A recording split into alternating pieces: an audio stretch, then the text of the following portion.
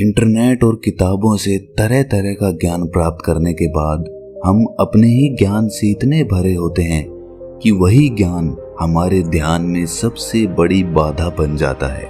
इस कहानी को आखिर तक सुनकर आपको जरूर ये एहसास होगा कि अपना ज्ञान खाली करना कितना आवश्यक होता है। दोस्तों, इससे पहले कि आप कहानी में खो जाएं, इस चैनल को सब्सक्राइब जरूर कर लें। तो चलिए कहानी शुरू करते हैं। ये कहानी 4 स्त्रियों की है जो आत्मज्ञान पाने के लिए भिक्षुई बनना चाहती थी। वो स्त्रियां काफी गुरुओं के पास जाती है, लेकिन कोई भी उन्हें दीक्षा नहीं देता। फिर उन स्त्रियों को एक ऐसे गुरु के बारे में पता चलता है जो इन सब गुरुओं से बिल्कुल अलग था, क्योंकि उनका किसी को भी शिष्य बनाने का तरीका बेहद अनूठा था। वो सबको शिष्य बनाने के लिए तैयार होते थे, चाहे कोई स्त्री हो या पुरुष। लेकिन वो सभी को शिष्य बनाने से पहले उनसे एक प्रश्न पूछा करते थे। वो चारों स्त्रियां बहुत ही आशा के साथ उस गुरु के पास जाती है। उनके पास पहुंचकर वो उन्हें प्रणाम करती हैं। तब वो गुरु उनसे आने का कारण पूछते हैं। तब वो चारों स्त्रियां कहती हैं कि गुरुदेव, हमने अपने जीवन में मन की शांति खोजी, लेकिन वो शांति हमें कहीं नहीं मिली, जिसकी तलाश में हम ना जाने कब से कहां कहां उसके लिए भटक रहे हैं। हम आपसे दीक्षा लेकर भिक्षुई बनना चाहती हैं और परम सत्य की खोज में लगना चाहती हैं। वो गुरु कहते हैं कि ठीक है, मैं तुम्हें दीक्षा दूंगा, लेकिन उसके लिए तुम्हें मेरे एक प्रश्न का उत्तर देना होगा। यदि तुम इस प्रश्न का उत्तर नहीं दे पाती तो मैं तुम्हें दीक्षा नहीं दूंगा। प्रश्न बहुत सरल है, क्या तुम तैयार हो? तब वो चारों स्त्रियां कहती हैं कि ठीक है गुरुदेव, हम तैयार हैं। वो गुरु कहते हैं कि ठीक है, फिर तुम चारों में से जो सबसे पहले उत्तर देना चाहती है वो यहाँ रुके, बाकी सब कुछ दूर पर जाकर खड़ी हो जाओ, ताकि वो ना तो प्रश्न सुन सके और ना ही उत्तर। तब गुरु पहली स्त्री से प्रश्न करते हैं कि मान लो कि तुम एक नाव में हो जिसमें 20 पुरुष हैं और तुम अकेली स्त्री हो। वो नाव समुद्र में खो गई है, दूर दूर तक कोई किनारा नजर नहीं आ रहा। अचानक तुम लोगों को एक अनजान टापू दिखता है। तुम लोग उस टापू की तरफ धीरे धीरे बढ़ने लगते हो। तुम ये बात जानते हो कि उस नाव में 20 पुरुष हैं और तुम अकेले स्त्री हो, और तुम सोच रही हो कि उस अनजान टापू पर पहुंचने के बाद तुम्हारे साथ क्या होगा। तब वो गुरु उस स्त्री से पूछते हैं कि तुम बताओ, उस परिस्थिति में तुम क्या करोगी? तब वो स्त्री कहती है कि मैं ऐसी स्थिति में अपनी इज्जत बचाने के लिए समुद्र में छलांग लगा दूंगी, अपनी जान दे दूंगी। शायद आप में से भी कुछ लोगों को उस स्त्री का उत्तर सही लगा होगा, लेकिन वो गुरुदेव उस स्त्री से कहते हैं कि तुम अब जा सकती हो, तुम्हारा उत्तर गलत है। जो हुआ ही नहीं उसके लिए तुम्हें अपने आप को दंड देने की क्या आवश्यकता है? उस स्त्री ने ये उत्तर बहुत सोच समझ कर दिया था, लेकिन गुरु कह रहे थे कि ये उत्तर गलत है, और वो स्त्री बहुत ही निराश होकर वहां से चली जाती है। तब दूसरी स्त्री आती है। गुरुदेव उससे भी यही प्रश्न करते हैं कि मान लो तुम एक नाव में जा रही हो, उस नाव में 20 पुरुष मौजूद हैं और तुम अकेली स्त्री हो। वो नाव समुद्र में कहीं खो गई है और उसे कोई किनारा नहीं मिल रहा। अचानक तुम्हें एक अनजान टापू नजर आता है और तुम लोग उस अनजान टापू की तरफ बढ़ने लगते हो, और तुम्हारे भीतर ये चल रहा है कि तुम अकेली स्त्री हो और वहां पहुंचने के बाद तुम्हारे साथ क्या होगा। गुरु कहते हैं कि तुम बताओ, इस परिस्थिति में तुम क्या करोगी? वो दूसरी स्त्री कहती है कि ऐसी स्थिति में मैं स्वयं को उस नाव में मौजूद सबसे शक्तिशाली पुरुष को स्वयं को समर्पित कर दूंगी, क्योंकि एक शक्तिशाली पुरुष उन 19 लोगों से मेरी रक्षा करेगा। शायद आपको ये उत्तर सुनने में सही लगे, लेकिन गुरु उस दूसरी स्त्री को भी कहता है कि तुम जा सकती हो, तुम्हारा ये उत्तर भी गलत है। एक पुरुष चाहे कितना ही शक्तिशाली क्यों ना हो, लेकिन 19 पुरुष से कमजोर ही होगा।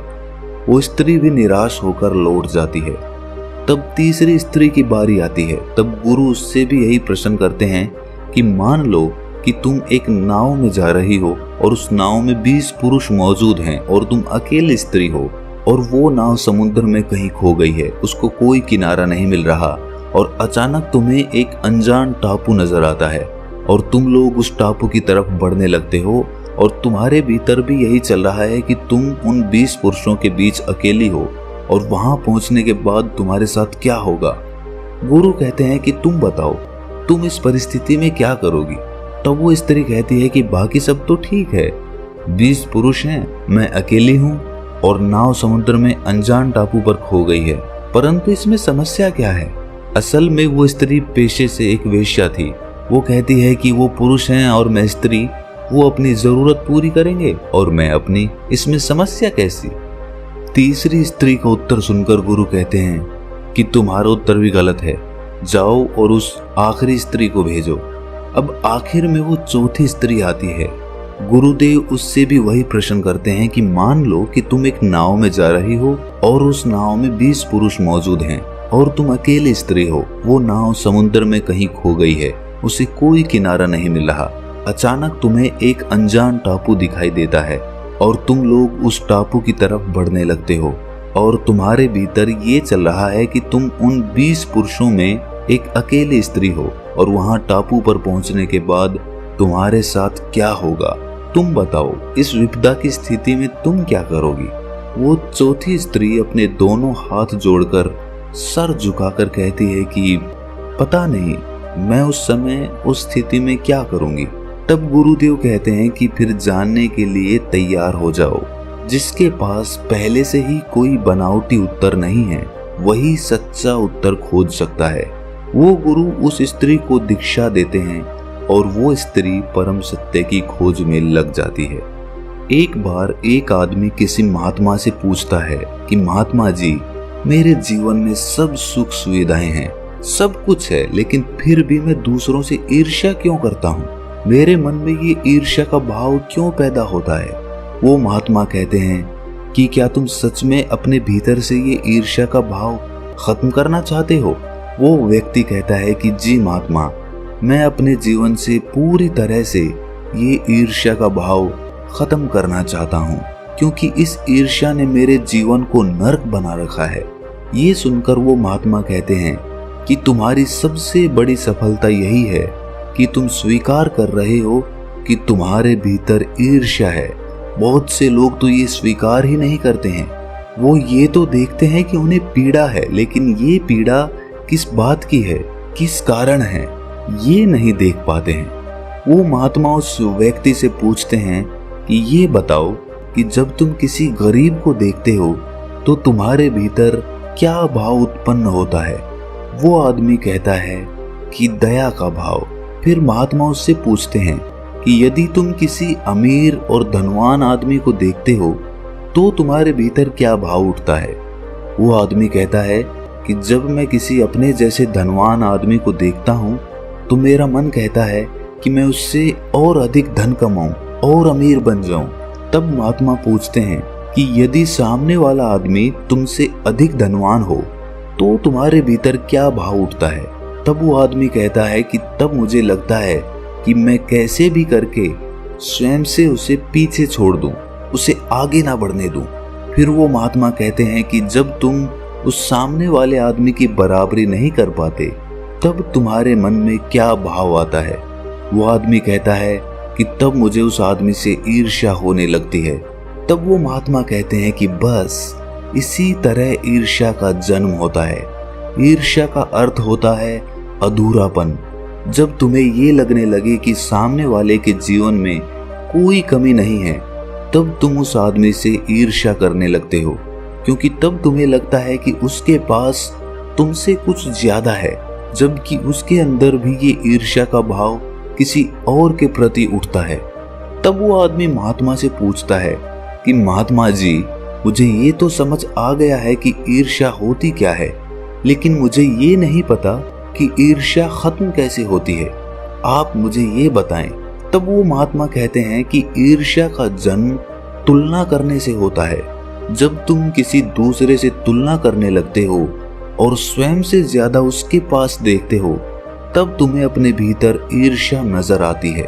इस ईर्ष्या को खत्म करने का एक ही तरीका है कि तुम सत्य को जान लो और सत्य यही है कि जिस प्रकार सूर्य की तुलना चंद्रमा से नहीं की जा सकती, ठीक उसी प्रकार किसी मनुष्य की तुलना किसी दूसरे मनुष्य से करना जीवन का अपमान होता है।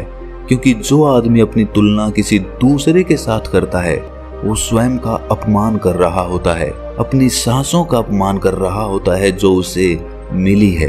ये जीवन हर किसी के भीतर दौड़ रहा है और हर कोई एक दूसरे से अलग है, और अलग होना कोई कमी नहीं बल्कि खूबसूरती है। तब वो आदमी उस महात्मा से कहता है कि महात्मा जी, ये सत्य सुनने में तो बहुत अच्छा लगता है, लेकिन इसे जीवन में उतारना बहुत कठिन है। तब वो महात्मा कहते हैं कि इसीलिए कहते हैं कि सत्य को केवल सुनो नहीं बल्कि उसे अनुभव करो। तब वो आदमी कहता है कि महात्मा जी, सत्य को अनुभव कैसे किया जाता है? इस पर वो महात्मा कहते हैं कि जिस प्रकार तुम्हें अनुभव है कि आग का स्वभाव जलाना होता है, पानी का स्वभाव प्यास बुझाना होता है, ठीक उसी प्रकार इस मन का स्वभाव पता होना चाहिए। तुम्हें पता होना चाहिए कि ये मन कब किस प्रकार की चाल चलता है, क्योंकि ये मन ही है जो तुम्हें किसी और से तुलना करने पर मजबूर करता है, किसी से ईर्ष्या करने पर मजबूर करता है। वो आदमी उस महात्मा से पूछता है कि महात्मा जी, इस मन का स्वभाव कैसे पता चलेगा? तब वो महात्मा कहते हैं कि ध्यान के द्वारा। ध्यान ही एकमात्र ऐसा रास्ता है जिस पर चलकर आप अपने मन के भाव समझ सकते हो।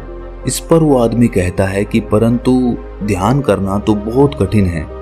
तब वो महात्मा कहते हैं कि ध्यान करना तो कठिन है, लेकिन उसे होने देना बहुत सरल है। वो आदमी कहता है कि महात्मा जी, ध्यान होने देने का क्या अर्थ है? वो महात्मा कहते हैं कि जब तुम ध्यान करने का प्रयास नहीं करते हो तब ध्यान खुद ब खुद होता है, जिस प्रकार सांसें खुद ब खुद चलती हैं। वो महात्मा उस आदमी से कहते हैं कि क्या तुम बिना कुछ किए एक जगह बैठ सकते हो? तब वो आदमी कहता है कि मैं बैठ सकता हूँ। वो महात्मा कहते हैं कि बस ध्यान के लिए इतना ही प्रयास चाहिए, बाकी उसके भीतर जो भी होता है उसे उसके हाल पर छोड़ दो। यदि तुमने इतना ही कर लिया तो ध्यान तुम्हारे लिए आसान होगा। ध्यान रहे, ध्यान तुम्हें करना नहीं है, उसे बस होने देना है। दोस्तों, कमेंट सेक्शन में आपके ध्यान में आने वाली बाधा को जरूर साझा करें, और अगर ये कहानी आपको अच्छी लगी तो इस चैनल को सब्सक्राइब कर लें और इस कहानी को अपने मित्रों के साथ साझा जरूर करें। तो मिलते हैं अगली कहानी में, तब तक के लिए अपना ख्याल रखें।